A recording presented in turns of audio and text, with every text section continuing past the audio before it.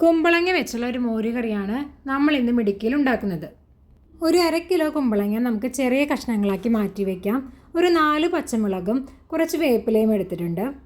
ഇനി ഒരു കുക്കർ എടുത്ത് നമുക്ക് ഈ കുമ്പളങ്ങയും പച്ചമുളകും വേപ്പിലയും അതിലേക്ക് ഇട്ട് കൊടുക്കാം. അതിനുശേഷം അതിലേക്ക് 1/2 ടീസ്പൂൺ മഞ്ഞൾപ്പൊടിയും 1 ടീസ്പൂൺ മുളക് പൊടിയും ആവശ്യത്തിനുള്ള ഉപ്പും 1 കപ്പ് വെള്ളവും കൂടി ചേർത്ത് നമുക്കിത് വേവിച്ചെടുക്കാം. കുമ്പളങ്ങ വെന്ത് വരുമ്പോഴേക്കും നമുക്കതിലേക്കുള്ള അരപ്പ് തയ്യാറാക്കാം.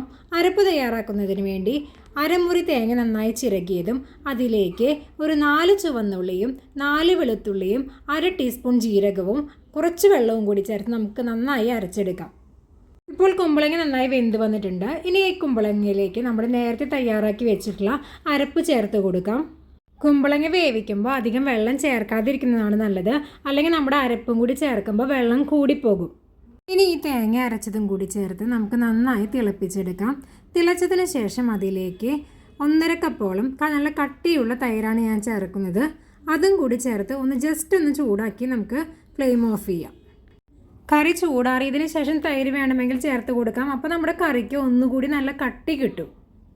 ഇനി ഇതിലേക്ക് നമുക്ക് കടുക് പൊട്ടിച്ച് ചേർക്കാം. അതിനുവേണ്ടി ഒരു പാനിൽ 2 ടീസ്പൂൺ വെളിച്ചെണ്ണ ചൂടാക്കി അതിലേക്ക് 1 ടീസ്പൂൺ കടുകും 1/2 ടീസ്പൂൺ ഉലുവയും നമുക്ക് ചേർത്ത് കൊടുക്കാം. അത് പൊട്ടിയതിന് ശേഷം നമുക്കതിലേക്ക് 2 വറ്റൽ മുളകും കുറച്ച് വേപ്പിലയും ചേർത്ത് കൊടുത്ത് ഒന്ന് മൂപ്പിച്ചെടുക്കാം. ഇനി ഇത് നമുക്ക് കറിയിലേക്ക് ചേർക്കാം. അപ്പോൾ നമ്മുടെ സ്വാദിഷ്ടമായ കുമ്പളങ്ങ മോരുകറി റെഡി ആയിട്ടുണ്ട്. എല്ലാവർക്കും ഇഷ്ടപ്പെട്ടെന്ന് കരുതുന്നു. താങ്ക്